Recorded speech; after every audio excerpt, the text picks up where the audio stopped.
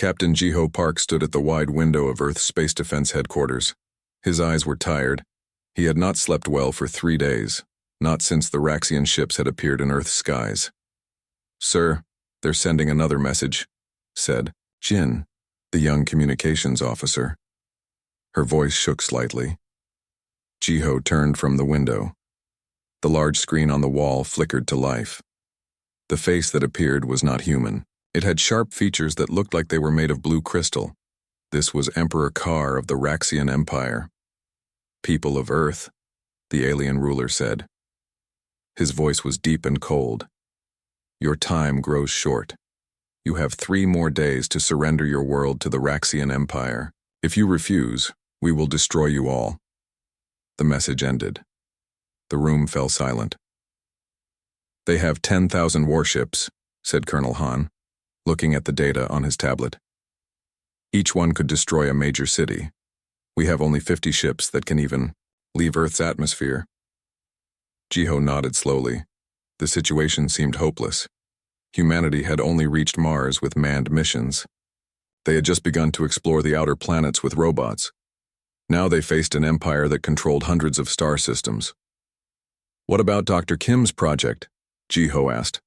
Colonel Han frowned. "That woman is brilliant but strange. She wants to use space junk as a weapon. It's a waste of time." "Let's see it anyway," Jiho said. "We need any idea we can get." The research lab was built deep under Seoul. Jiho and Colonel Han went through 5 security checkpoints to reach it. When they entered the main lab, they found Dr. Sang-Mi Kim standing in front of a huge hologram. "Captain Park, good timing," she said with a smile. She was small but had a powerful presence. Her lab coat had coffee stains and her hair was messy. She clearly hadn't slept either. "Dr. Kim, what progress have you made?" Jiho asked. She pressed a button on her control pad. The hologram changed to show something that looked like a misshapen pile of metal. "This is Phoenix," she said proudly. "Colonel," Han laughed. "That's not a ship, it's garbage." "Exactly," Dr. Kim said, her eyes bright with excitement. "It's made from old satellites, pieces of rockets, and space station parts. All the junk that's been floating around Earth for the past 100 years. Jiho looked confused. "How is this supposed to help us fight the Raxians?" "The Raxians have scanned all our military ships," Dr. Kim explained. "They know exactly what weapons we have and how to counter them, but they haven't paid any attention to our space junk. They think it's worthless." She pressed another button. The hologram zoomed in to show small compartments hidden throughout the strange ship. "But inside this junk, we've hidden our secret weapon, Project 007JF. "What does that stand for?" Jiho asked. Dr. Kim smiled. "Just a code name. My son is a fan of old spy movies." A young man stepped forward from behind a computer station. "Hello, Captain. I'm Jun, Dr. Kim's assistant." Jun graduated top of his class in nanorobotics, Dr. Kim said proudly. "Show them." Jun held up a small glass container. Inside was what looked like gray sand. "Nanites," Jun explained. "Tiny machines smaller than a human cell. Each one can break down and rebuild materials at the molecular level." Jiho leaned closer to look at the container. "How many are in there?" "About 10 million, Jun said. "And we've made trillions." Dr. Kim continued. "The Phoenix will carry these nanites close to the Raxian fleet. When activated, they'll attach to the Raxian ships and begin converting their weapons and control systems." Colonel Han shook his head. "The Raxians have energy shields. Nothing can get through them." "That's where I come in," said a new voice. A young woman stepped out from behind a large machine. She looked barely old enough to be out of school. "This is Hyun," Dr. Kim said. "She's a genius with frequencies and fields." Hyun bowed slightly. "I've been studying the Raxian transmissions. Their shields operate on a specific frequency. I've programmed the nanites to vibrate at exactly the right frequency to pass through their shields as if they weren't even there." Jiho felt a small spark of hope for the first time in days. "How long until the Phoenix is ready?" "It's already being assembled in orbit," Dr. Kim said. "We used automated drones to gather the space debris. No one has noticed because it looks like we're just cleaning up space junk." The Raxians will laugh when they see it, Colonel Han warned. Good, Dr. Kim said firmly. Let them laugh. The more they underestimate us, the better our plan will work. 2 days later, Jiho stood on the bridge of Earth's largest warship, the EDS Courage. Around him, the best ships Earth could offer had formed a protective ring around the planet. And behind them, looking like a floating junkyard, was the Phoenix. The Earth Defense Council is meeting with the Raxian representatives now, said Do-hyun, the Courage's captain and Jiho's old friend. They're showing them our fleet. The main screen showed the meeting. Earth's leaders looked small and afraid next to the tall, crystal-like Raxians. These are your defenses? The Raxian commander asked, pointing to a display of Earth's ships. Yes, said the council president, and we are prepared to fight to protect our world. The Raxian commander's face hardened. Then he noticed the Phoenix on the display. What is that thing? He asked. The council president hesitated. That is one of our ships. The Raxian commander began to make a strange sound. It took Jiho a moment to realize he was laughing. You would face the might of the Raxian Empire with garbage? The commander turned to his aides. Send images of this to the Emperor. He will be amused.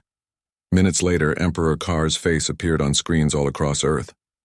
People of Earth, he said, his voice filled with cruel humor, I have seen your pathetic fleet. I have seen the pile of trash you call a ship. For your amusing effort, I will give you one more day to surrender. His face grew serious. But know this, when we attack, we will destroy your civilization so completely that no one in the galaxy will remember you existed. As the transmission ended, Jiho received a private message from Dr. Kim. Perfect. They took the bait. Jiho turned to Do-hyun. Inform all ships, we proceed as planned. On board the Phoenix, Taewon Lee, the ship's designated commander, studied the screen showing the massive Raxian fleet. Next to him, Dr. Kim worked quickly on her control panel. The nanites are ready, she said. All we need now is to get close. Enough? Taewon nodded. They're so busy mocking us, they've positioned their ships exactly where we want them. Humans have always been good at making something from nothing, Dr. Kim said as she finished her work. They see trash. We see opportunity. As the Phoenix moved slowly toward its position, the crew prepared for the most important mission in human history. The fate of Earth depended on a ship made of junk and a swarm of machines too small to see. The Raxians continued to laugh. Soon they would learn that underestimating humans was the biggest mistake they could make. The hidden lab under Seoul was busier than ever. Engineers and scientists worked day and night as the final hours before the Raxian attack ticked away. In the center of the main room sat a small metal sphere that glowed with a soft blue light. Taewon. Lee watched the sphere with careful eyes. This tiny object was the control unit for Project 007JF. It didn't look like much, but it held the hopes of all humanity. Is everything ready? He asked. Dr. Kim nodded. She looked tired but determined. The nanites are fully programmed. The control sphere will send the activation signal once we're in position. Taewon had been chosen to command the Phoenix because of his unique skills. He was both a skilled pilot and a trained engineer. He understood Dr. Kim's technology better than most military officers. Walk me through it one more time, he said. I want to be sure I understand every step. Dr. Kim pointed to a large screen on the wall. It showed a detailed diagram of the Phoenix and the Raxian ships. The Phoenix isn't really a weapon, she explained. It's a delivery system. Those pieces of space junk we collected aren't random. Each one contains special compartments filled with nanites. Jun stepped forward with a tablet showing microscopic images. Each nanite is programmed to do two things. First, find its way into Raxian technology. Second, change that technology at the molecular level. Won't their shields stop the nanites? Taewon asked. Hyun spoke up from her workstation. That's what I've been working on. She looked even younger in the bright lab lights, but her voice was confident. The Raxian shields are designed to stop energy weapons and physical objects moving at high speed, but they have a weakness. She pressed a button, and the screen showed a wave pattern. Their shields pulse at this frequency. I've programmed our nanites to sync with this pulse. When the shields are at their weakest point in the cycle, the nanites will slip through. Taewon nodded slowly. And once they're inside? That's where the real work begins, Dr. Kim said. She pulled up another diagram. The nanites will spread throughout their ships. They'll target weapon systems first, then engines, then life support. But they won't destroy anything. Instead, Jun continued, they'll reprogram everything. Change the molecular structure. Turn the Raxian technology into something we can control. How long will it take? Taewon asked. Once the process starts, it will be slow at first, Dr. Kim explained. Maybe an hour before they notice anything wrong. But each converted system will create more nanites. The process will speed up exponentially. Within 3 hours, we should have control of their entire fleet. Taewon looked concerned. Can they stop it once it begins? Dr. Kim shook her head. Not unless they know exactly what's happening. And why would they? They think we're primitives. They've already dismissed the Phoenix as garbage. Their arrogance will be their downfall, Hoen said quietly. A soldier rushed into the lab. Captain Lee, the Raxians have moved up their deadline. They're preparing to attack in 6 hours. Taewon stood up straight. Then we need to move now. Dr. Kim, is there anything else I need to know about the Phoenix? Dr. Kim hesitated. There is one more thing. The Phoenix needs to be in the center of their fleet for the nanites to spread effectively. That means whoever pilots it will be surrounded by enemy ships. Taewon finished. A suicide mission. Not necessarily, Dr. Kim said quickly. The Phoenix has an escape pod, small enough that the Raxians might not notice it during the confusion, but someone needs to stay until the nanites are deployed. Taewon nodded. I understand. Let's get to the launch site. 3 hours later, Taewon stood on the bridge of the Phoenix. The inside of the ship looked much better than the outside. Despite being made from space junk, the control room was fitted with advanced technology. His crew was small, just 5 people. Jun and Hyun had insisted on coming to manage the nanite deployment. 2 military pilots, Ki-tae and Min-ho, would help navigate, and Ji-young, a communications expert, would maintain contact with Earth. All systems are ready, Ki-tae reported.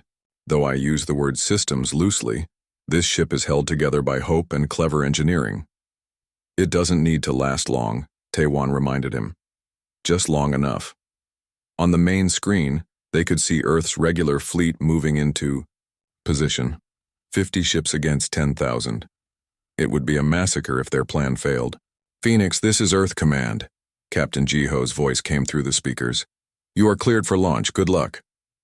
Starting engines, Min-ho said. The Phoenix shuddered as its makeshift engines came to life. Pieces of the outer hull rattled. A few smaller bits broke off and floated away. Is that supposed to happen? Ji-young asked nervously. Actually, yes, Jun replied. The outer layer is designed to look like it's falling apart. It's all part of the deception. The Phoenix moved slowly out of Earth's orbit, taking up position behind the main fleet.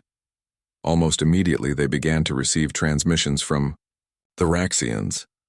They're laughing at us, Ji-young reported, listening to the Raxian communications. They're sending images of the Phoenix to their entire empire. We're becoming the joke of the galaxy. Perfect, Taewon said with a small smile. The minutes ticked by. The Raxian fleet began to move into attack formation. They're ignoring us. Completely, Ki-tae reported. Their targeting systems are focused on Earth's main fleet. Now's our chance, Taewon ordered. Move us in closer to their formation. Min-ho guided the Phoenix forward, using the minimal thrusters to drift closer to the Raxian ships. No one tried to stop them. No weapons targeted them. They were seen as harmless, not worth the energy it would take to destroy them. We're approaching optimal position, Hyun said, checking her instruments. Another 2 minutes and we'll be ready to deploy. The Raxians have issued their final warning, Ji-young reported. They're demanding immediate surrender or they'll open fire. Earth Command is stalling, Ki-tae added, but they can't delay much longer. Taewon looked at his crew. 5 people in a ship made of junk about to take on the most powerful empire in the galaxy. Prepare the nanite control sphere, he ordered. It's time to show the Raxians that they should have taken us seriously. Sphere ready, Jun replied, activating the blue glowing device. On the screens around them, the massive Raxian warships loomed like mountains of gleaming metal.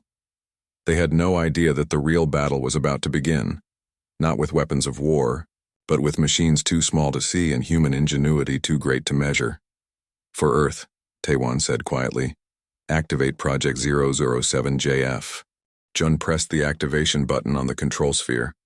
The small blue light pulsed 3 times, then glowed steadily. Signal sent, he announced. The nanites are active. On the outer hull of the Phoenix, hundreds of small compartments opened silently. To anyone watching, it would look like the ship was breaking apart even more. But what floated out wasn't debris. It was clouds of microscopic machines, each one smaller than a speck of dust. Now we wait, Ha-Yun said, watching her monitor. The nanites will need time to reach the Raxian ships and get through their shields. Almost on cue, the space around them lit up with energy weapons. The battle had begun. Earth's fleet fired everything they had at the Raxian ships. Their weapons looked impressive but did little damage against the alien shields. Earth Command reports they're following the plan, Ji-Young said, listening to her earpiece. They're focusing fire on the outer ships to draw attention away from us. Taewon nodded. How long until the nanites reach the first Raxian ships? About 10 minutes, Ha-Un replied. But it will take longer for them to do anything noticeable. The Phoenix drifted deeper into the Raxian formation. On the screens, they could see the massive alien warships trading fire with Earth's smaller vessels. It was not an even fight. 3 Earth ships had already been destroyed. Captain, we're being hailed, Ji-Young said suddenly. It's the Raxian command ship.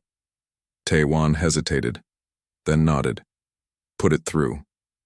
The screen showed Emperor Kar's crystal face. He looked amused. Humans, he said. Your main fleet fights bravely if foolishly. But what of this pile of trash? He seemed to be looking right at Taewon. Are you having mechanical problems? Your ship appears to be falling apart.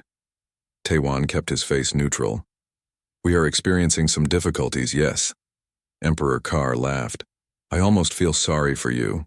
Such a primitive species, facing the greatest empire the galaxy has ever known with junk and outdated weapons. He leaned closer to the screen. I will make you an offer.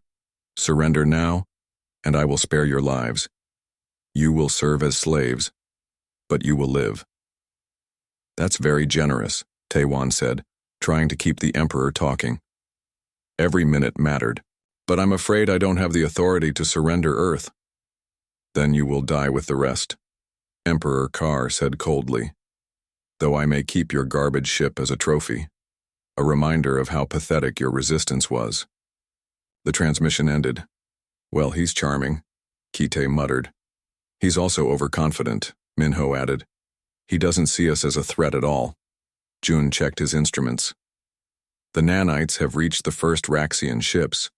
They're beginning to infiltrate now. On Ha-Yun's screen, tiny dots of light showed the spread of the nanites. They moved like a slow wave through the Raxian fleet, starting with the ships closest to the Phoenix. Earth's fleet is taking heavy losses, Ji-Young reported, her voice tight with worry.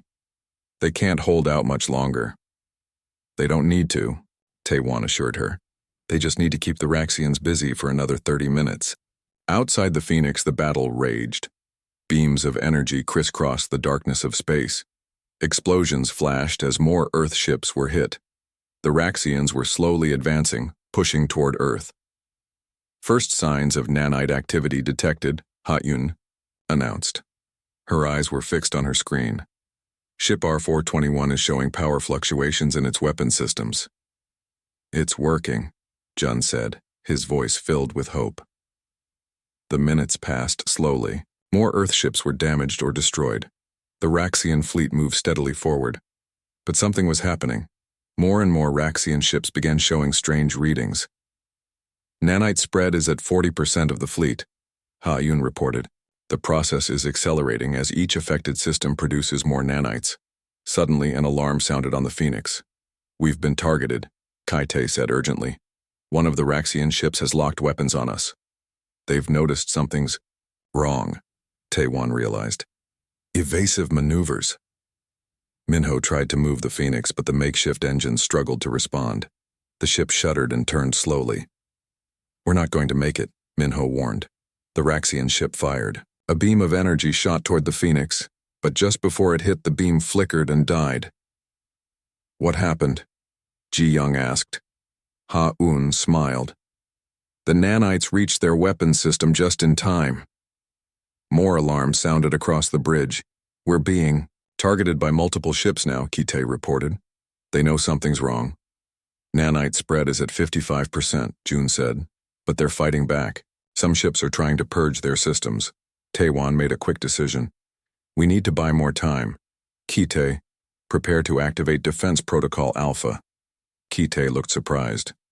"Sir, that will break apart the outer hull of the Phoenix. We'll be exposed to space." "The inner hull will hold," Taewon assured him. "It's part of the plan." Kite nodded and entered the commands. Explosive bolts around the outer hull of the Phoenix detonated. Large pieces of the ship's junk exterior broke away, floating in all directions. "Now they'll think we've been destroyed," Taewon explained. "The inner ship is small enough that their sensors might miss it among the debris." The plan worked. The Raxian ships that had been targeting them turned their attention back to Earth's fleet. "Nanite spread is at 70% and accelerating," Ha-un reported. "But something's happening. The Raxians are starting to notice the changes."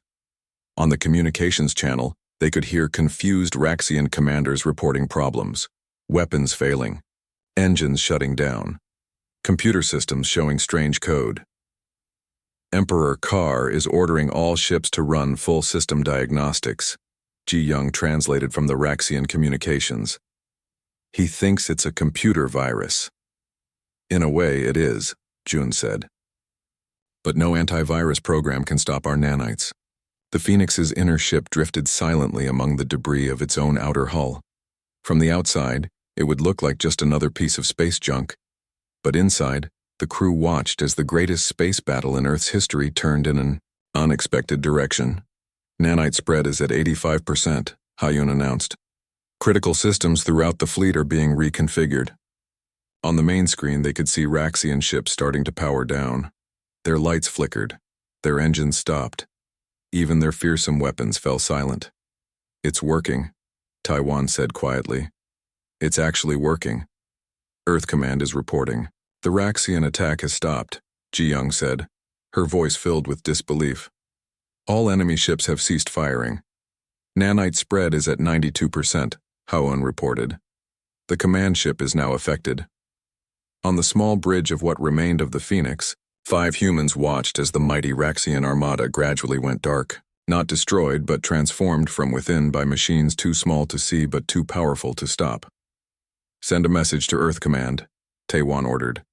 "Tell them Phase 1 is complete. Project 007JF is successful. The Raxian fleet is being reconfigured." As Ji-young sent the message, the others looked at each other with growing hope. The impossible was happening. Earth was going to survive, and the Raxian Empire was about to learn a harsh lesson about underestimating humans. Emperor Carr stood on the bridge of his massive command ship. Around him, things were going very wrong. Screens flickered on and off. Control panels stopped working. Even the lights dimmed and brightened at random. "What is happening?" he demanded. His crystal face showed confusion for the first time. His officers had no answers. One by one, the systems on his ship were failing. Not just his ship. The entire Raxian fleet was experiencing the same problems. "Your Majesty," said his chief engineer, "something is changing our ships at the molecular level. I've never seen anything like it." Emperor Carr slammed his fist on a control panel. "The humans, this must be their doing. But how? They are primitives." He spoke. The main screen on his bridge suddenly came to life. But it wasn't showing Raxian data anymore. The writing was human, and it said, "Project 07JF, transfer complete." Back on the remains of the Phoenix, the mood had changed from tense to cautiously hopeful. 98% of the Raxian fleet has been affected, Ha-Yun reported. The nanites have restructured their primary systems. Can we control their ships now? Taewon asked. Jun nodded, tapping commands into his control panel. The process is almost complete. I'm establishing a connection to their main computer network. On the screen in front of him, complex code scrolled rapidly. Jun's fingers flew over the keys, inputting commands and passwords that Dr. Kim had created. I'm in, he announced finally. We have access to their fleet control systems. Taewon took a deep breath. Send the stand-down code to all ships. Power down their weapons completely. Jun entered the commands. Outside, the remaining Raxian ships that had still been fighting suddenly stopped. Their weapons powered down. Their engines shut off. They drifted silently in space. It worked, Kite said in disbelief. Their whole fleet. We control it all, now. Earth Command is asking for confirmation, Ji-young said, listening to her earpiece. They want to know if it's safe to approach the Raxian ships. Tell them to wait, Taewon ordered. We need to secure the command ship first. He turned to Jun. Can you get us a direct line to Emperor Kar? Jun worked for a few moments, then nodded. Channel open. The screen showed Emperor Kar again. His crystal face was tight with anger. What have you done to my ships? He demanded. Taewon stood straight as he addressed the Emperor. We have reconfigured your fleet, Emperor Kar. Your weapons no longer function. Your engines respond only to our commands. The Raxian Armada now belongs to Earth. Impossible, Kar shouted. You could not have this technology. You are a primitive species. Yet here we are, Taewon said calmly. Perhaps you should have taken our scrap ship more seriously. Emperor Kar's face twisted with rage. You will pay for this. The Raxian Empire spans hundreds of worlds. We will build another fleet. We will return and destroy you all. I don't think so, Taewon replied. Right now our nanites are sending your ship's database back to Earth. We know the locations of all your worlds. We know your strengths and weaknesses. And now we have your technology. Ha-Yun spoke up from her station. And the nanites haven't just reconfigured your ships, they've improved them, made them more efficient, more powerful. You see, Emperor, Taewon continued, humans have a special skill. We're very good at taking things apart and putting them back together better than before. Your mockery of our scrap ship showed how little you understand us. Emperor Kar was silent for a long moment. When he spoke again, his voice was quieter. What do you want? Peace, Taewon said simply. A treaty between Earth and the Raxian Empire, one that recognizes us as equals. And if I refuse? Then we keep your fleet, Taewon answered, and we use it to ensure you never threaten another world again. The Emperor's shoulders slumped slightly. For the first time, he looked defeated. Very well, he said. I will negotiate terms. The screen went dark. For a moment, the bridge of the Phoenix was completely silent. Then Kite let out a whoop of joy. Minho laughed. Ji-young had tears in her eyes. Ha-Eun and Jun hugged each other. We did it, Jun said, his voice filled with wonder. We actually did it. Taewon smiled, but he knew their work wasn't finished. Ji-young, contact Earth Command. Tell them we need Dr. Kim and Captain Ji-ho to come aboard to help with the negotiations. Yes, sir, Ji-young replied, wiping tears from her cheeks. What about the other Raxian ships? Minho asked. There are thousands of them. We'll need teams to board them, Taewon said. Make sure the crews are contained and can't cause any trouble while we negotiate. I've created a control program, Jun said. We can lock down all systems remotely. The Raxians won't be able to override it. Ha-Yun looked up from her screen. The nanites are still working. They're continuing to improve the Raxian technology. These ships are going to be amazing when they're done. The 007JF fleet, Kite said with a grin. Earth's first real space navy. And it's all thanks to a pile of space junk that the Raxians laughed at, Minho added.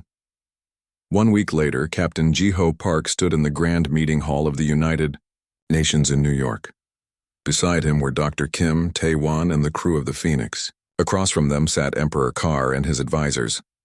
The Emperor was no longer laughing. The peace treaty had been signed. The Raxian Empire had recognized Earth as a sovereign power, and the mighty Raxian Armada, now called the 007 JF Fleet, belonged to Earth. "You must tell me," Emperor Carr said quietly to Dr. Kim. "How did you develop such advanced technology? Our scientists have studied your nanites. They are far beyond anything we have created." Dr. Kim smiled. "We had to. We're a young species on a crowded planet with limited resources. We learned to make the most of what we have, to recycle, to turn trash into treasure. That scrap ship, you mocked? It represented humanity's greatest strength, our creativity," Jiho added. "Your mistake was thinking that technology alone makes a civilization advanced.